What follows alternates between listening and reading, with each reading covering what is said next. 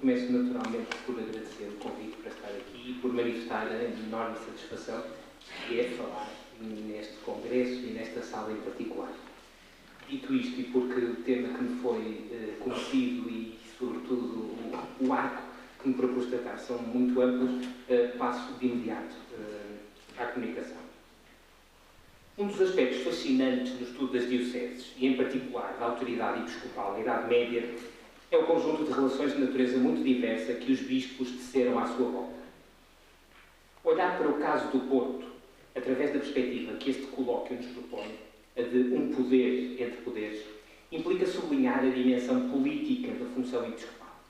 O mesmo é dizer a sua relação com outros poderes superiores, sejam eles o papado e as instituições eclesiásticas, monásticas, conventuais, ou, na esfera secular, a monarquia, a aristocracia, os conselhos e outros poderes. Mas importa notar que essa dimensão política dos bispos concretiza-se também em sentido descendente, na relação que procuraram estabelecer com as células elementares de sociabilidade que são as comunidades locais. Esta relação decorre de uma dimensão central da autoridade dos bispos que não é intrinsecamente política. A sua vocação pastoral, que encontra nas igrejas locais um instrumento privilegiado para evangelizar e atender às necessidades espirituais dos fiéis que lhes estavam confiados. Ao mesmo tempo, os documentos deixam entrever, ainda na Antiguidade Tardia e depois a partir do século IX, uma outra dimensão que diremos dominial, patente na tentativa de controle direto de algumas igrejas e respectivos patrimónios por parte dos bispos.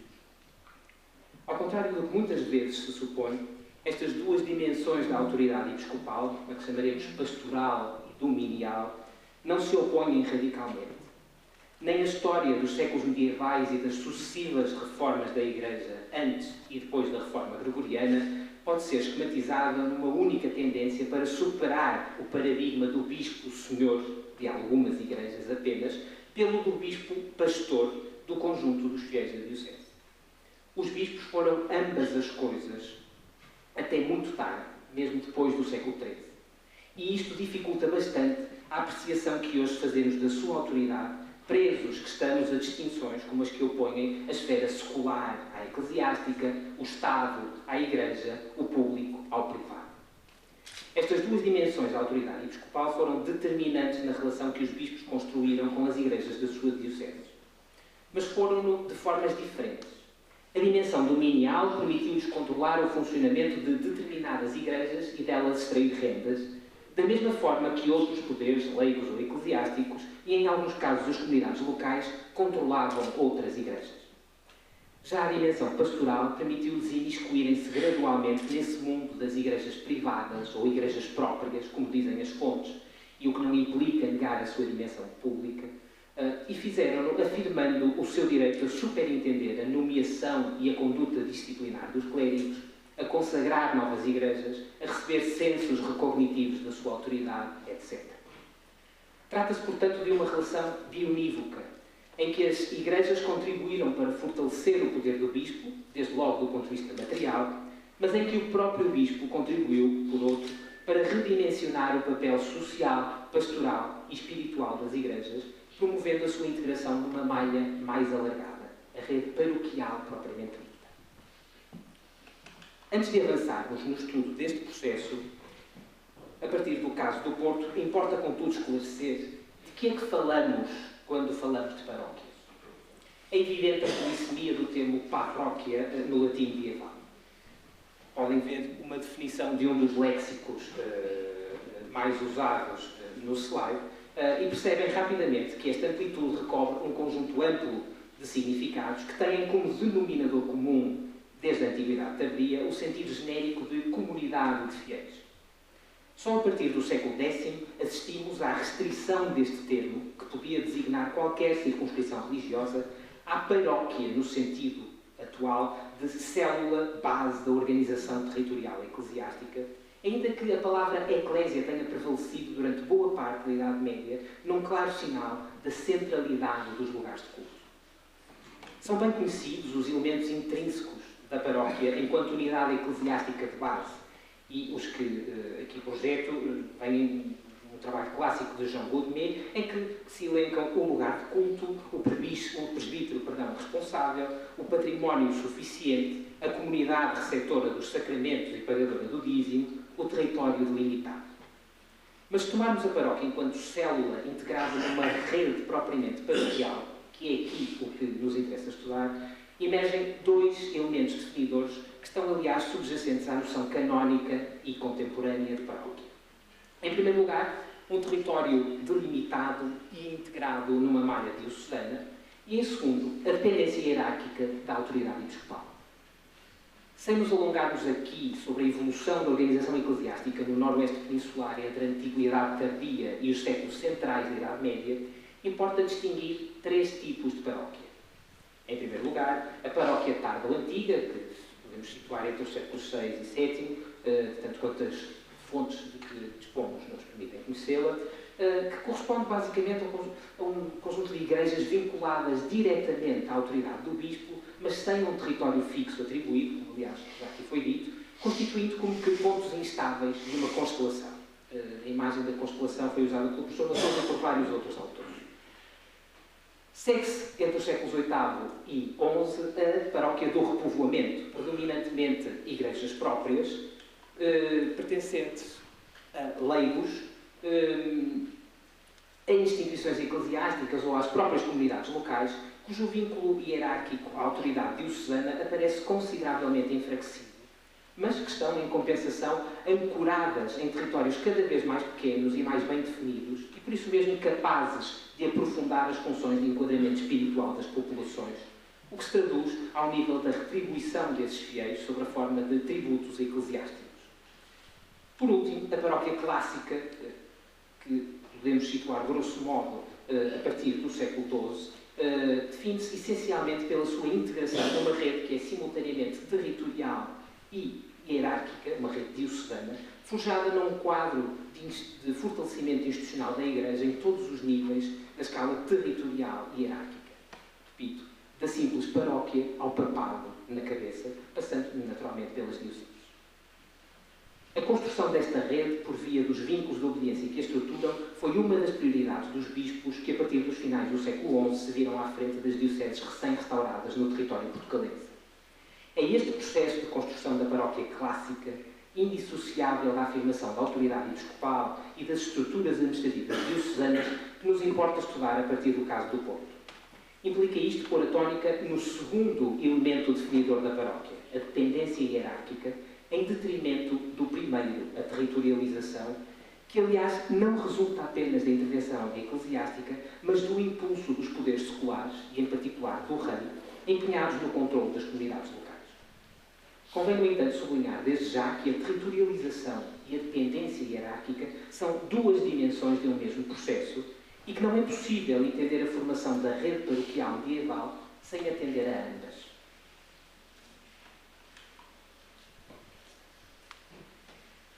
Estudar um processo em si implica sempre marcar um ponto de partida. Embora procuremos aqui demonstrar que a rede paroquial, no sentido clássico, é uma criação do período posterior à restauração diocesana, este é um daqueles domínios em que as pré-existências são relevantes e só a longa duração permite eliminar os problemas.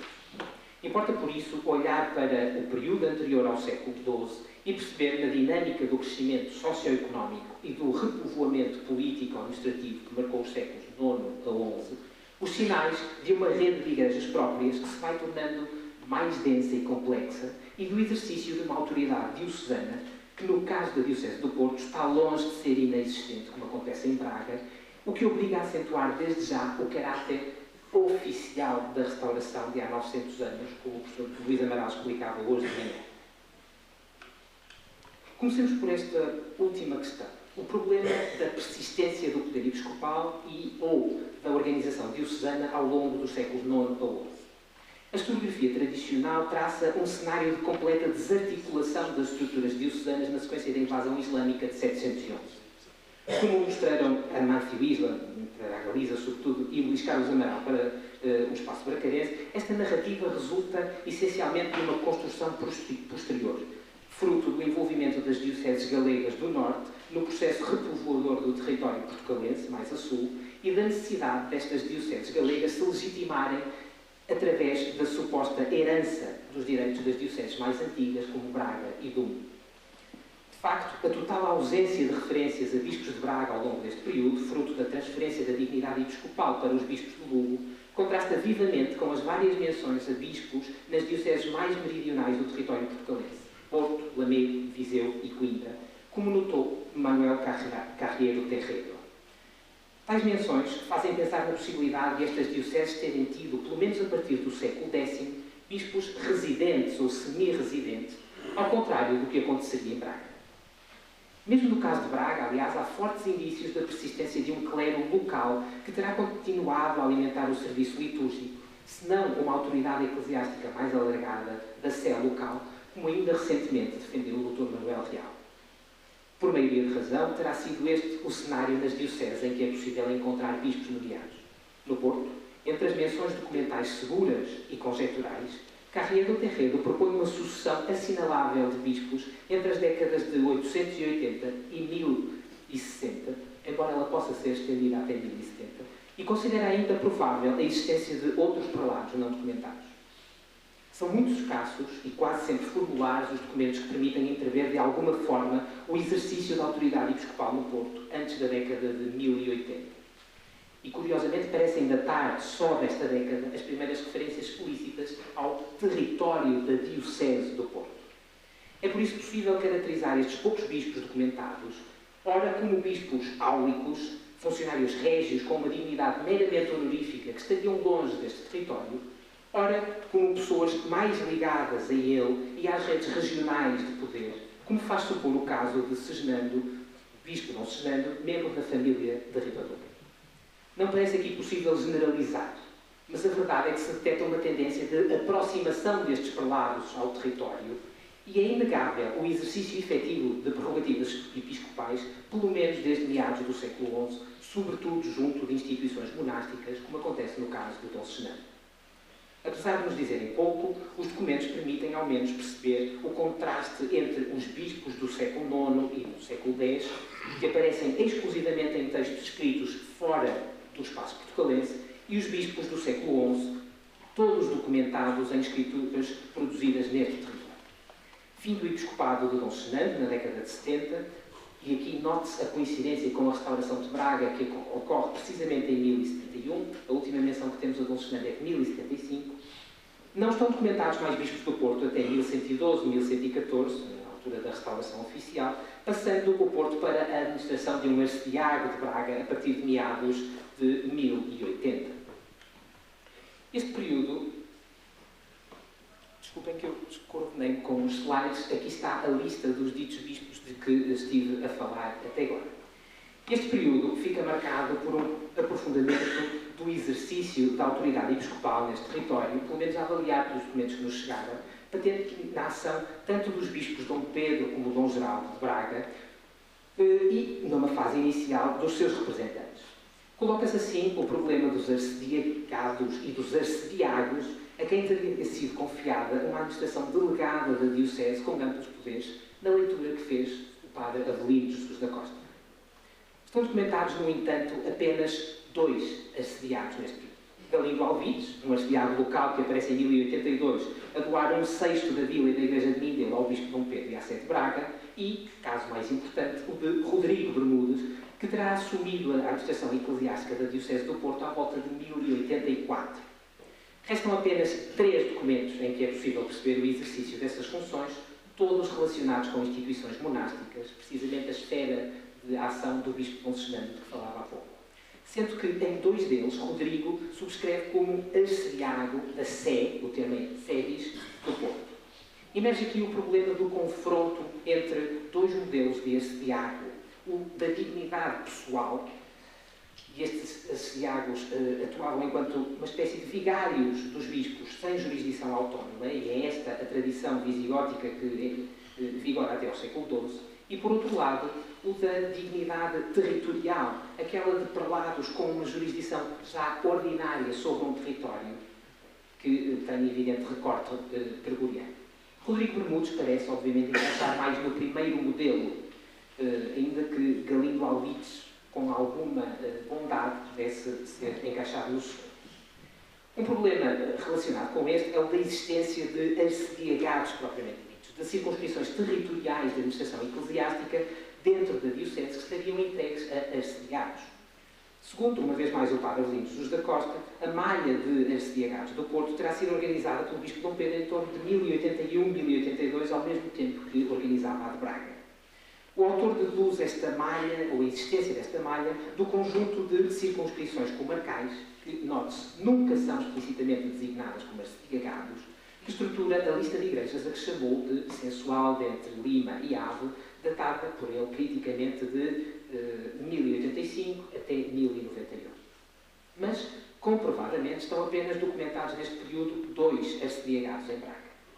Como notou Luís Carlos Amaral, o que parece ocorrer no episcopado de Dom Pedro é a afirmação da autoridade pessoal, não propriamente territorial, de um conjunto de arcediagos, não arcediagados, vinculados à Sé, e não tanto a construção imediata de uma malha territorial de exercício dessa autoridade, que só se afirmaria durante a primeira metade do século XII.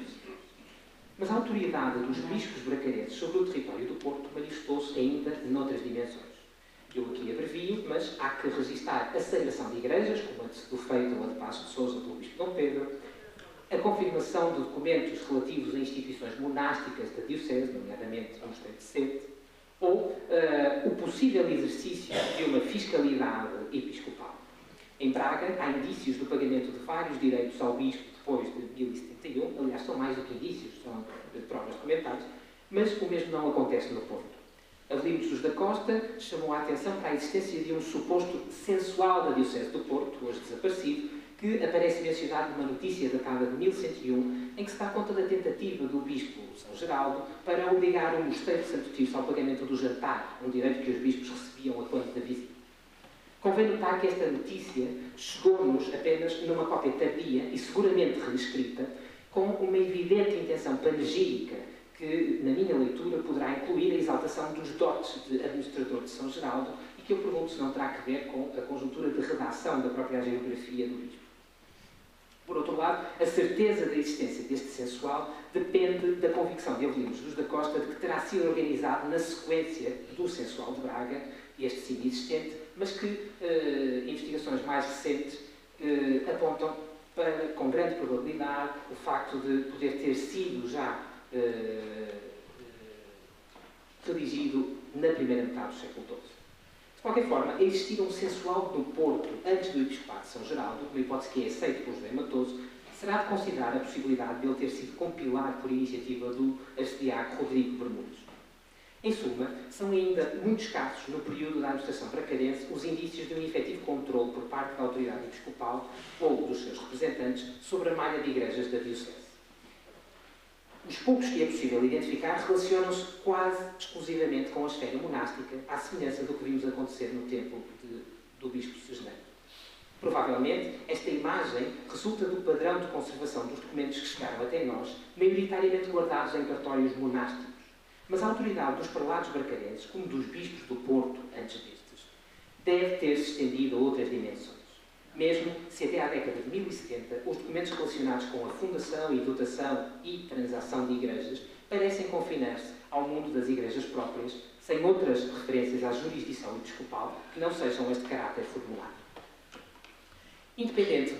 Independentemente do grau de desenvolvimento dos quadros institucionais diocesanos que estejamos dispostos a conceder a estes séculos, ainda mais certa do que a existência de bispos é a manutenção de um clero local que sustentou a cura das almas. A Diocese do Porto apresenta ainda hoje, e as fontes mais sistemáticas de que dispomos a partir do século XIII já o denunciam, um povoamento denso a que corresponde uma das malhas paroquiais mais cerradas da Europa. Já antes do século XII estava montada uma malha de igrejas que articulavam comunidades locais, como se deduz de um documento de 1039, redigido numa assembleia aldeã, ou mesmo paroquial, já que, depois de arroladas as testemunhas, se diz qui presentes fuerunt in collatione ecclesiae. Isto parece-me uma clara referência a uma assembleia paroquial, ou pelo menos de igreja local. Como é sabido, estas igrejas locais do período da Reconquista inscrevem-se no horizonte que não é apenas jurídico, mas social no sentido mais amplo da igreja própria.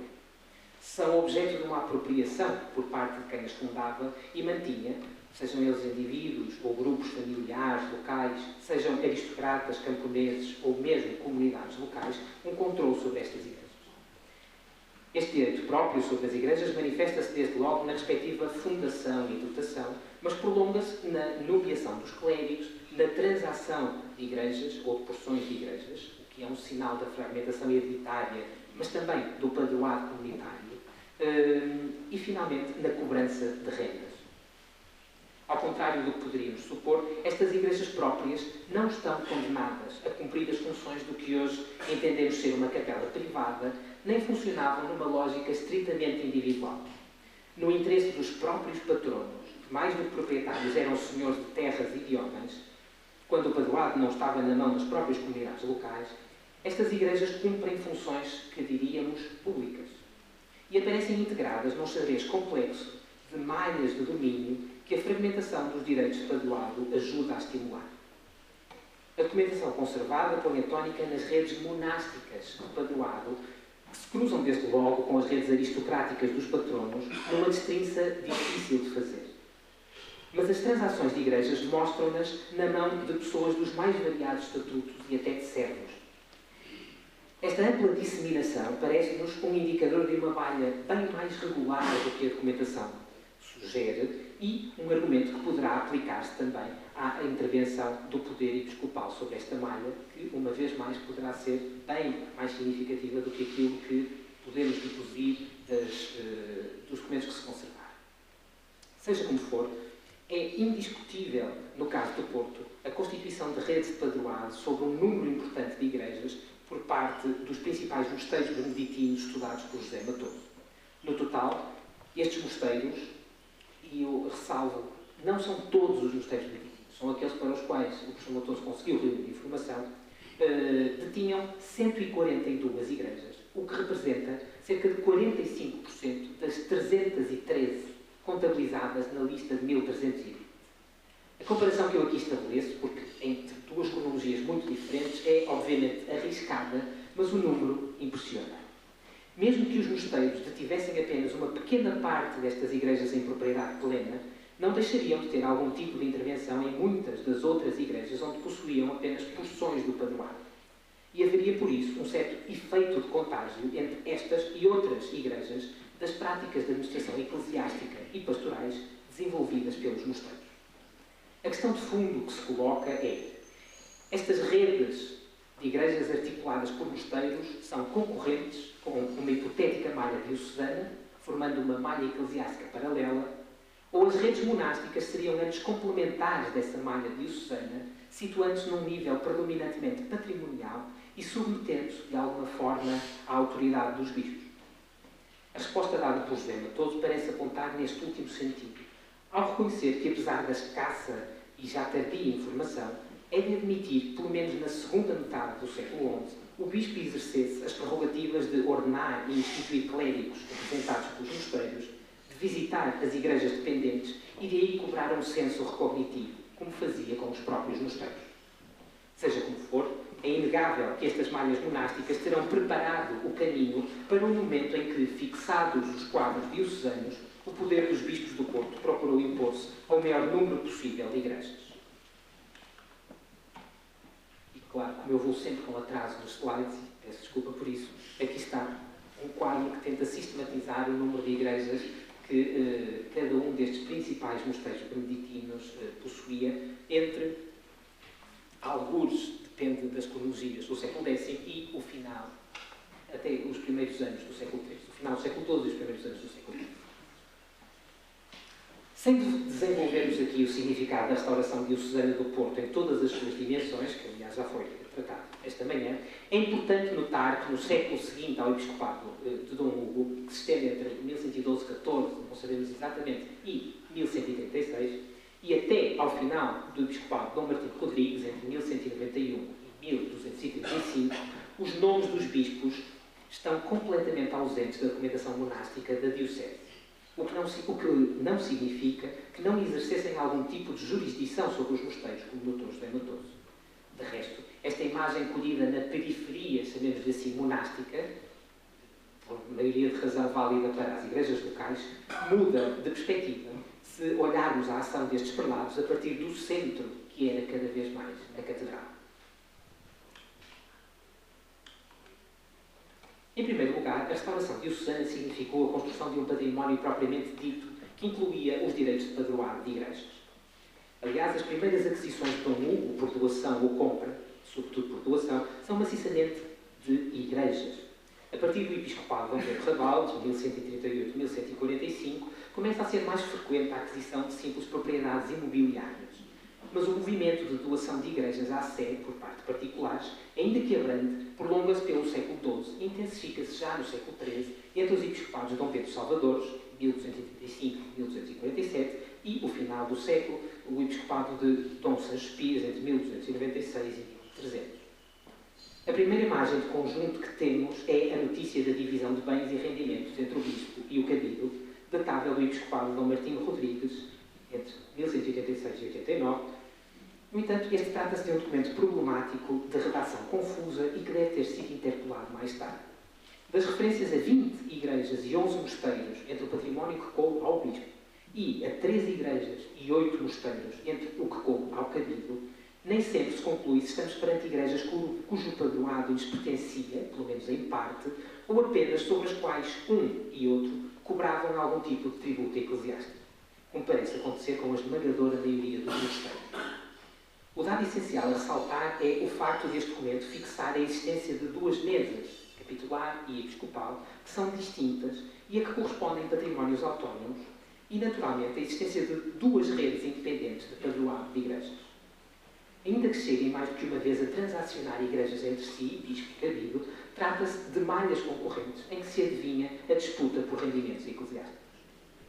Mas a fonte principal para conhecermos a construção da rede de igrejas do padroado da Sé é o cartulário compilado pela década de 1340,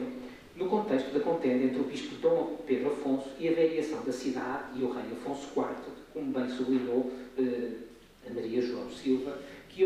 cartulário este que hoje conhecemos como Censual do Cabido da Sé do Porto. Esta é uma designação equívoca, porque este é um cartulário episcopal no sentido pleno, não é um cartulário capitular no sentido estrito.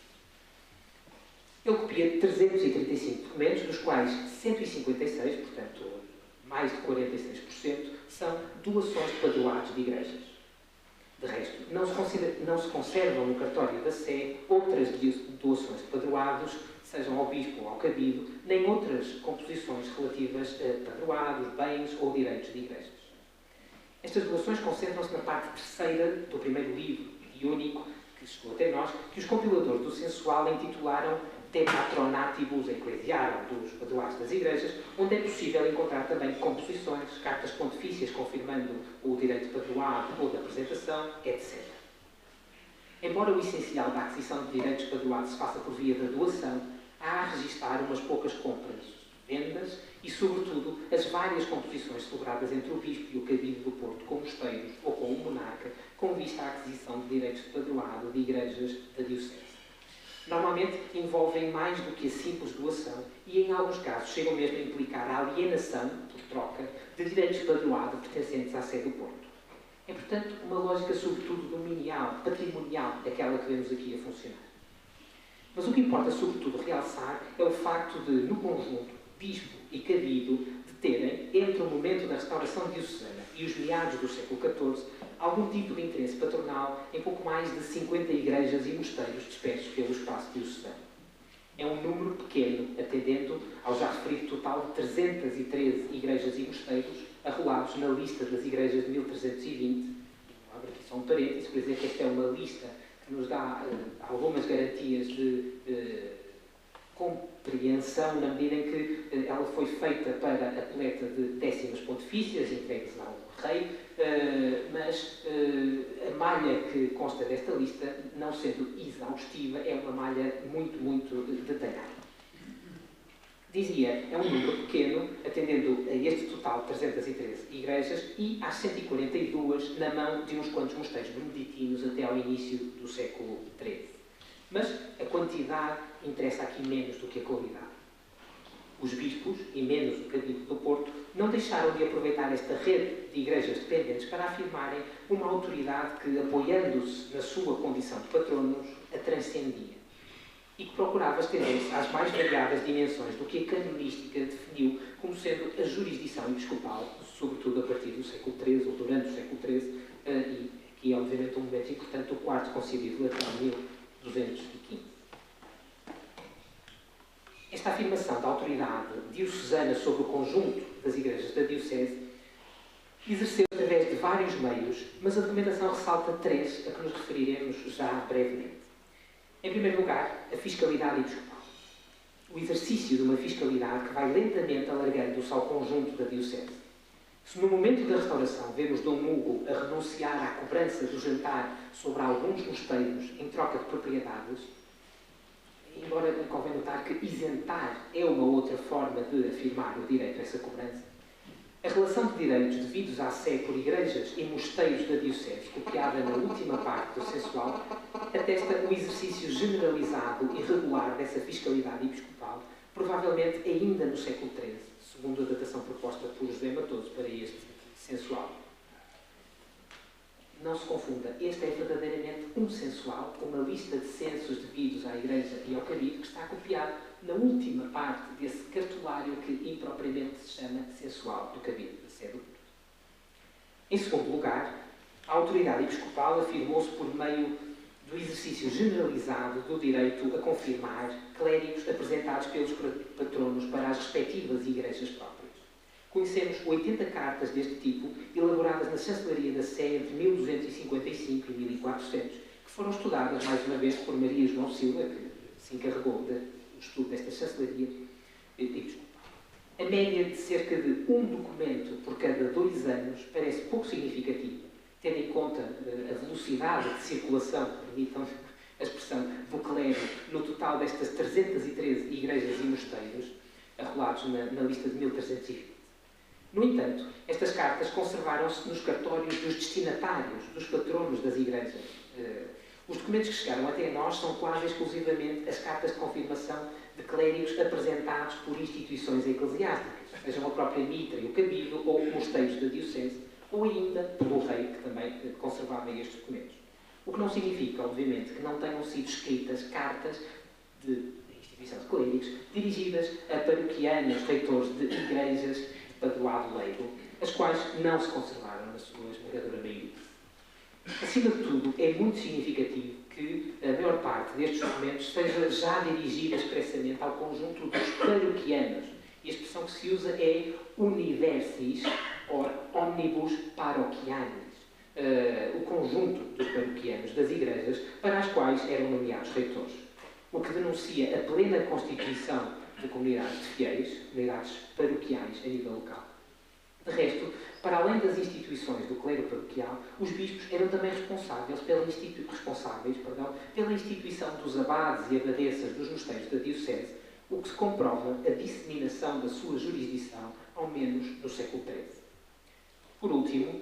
são ainda vários, e cada vez mais, com o passar do tempo, os documentos que atestam o exercício por parte dos bispos de uma supervisão sobre a nomeação de clérigos e sobre disputas em torno de inúmeros assuntos relacionados com os direitos de padroado,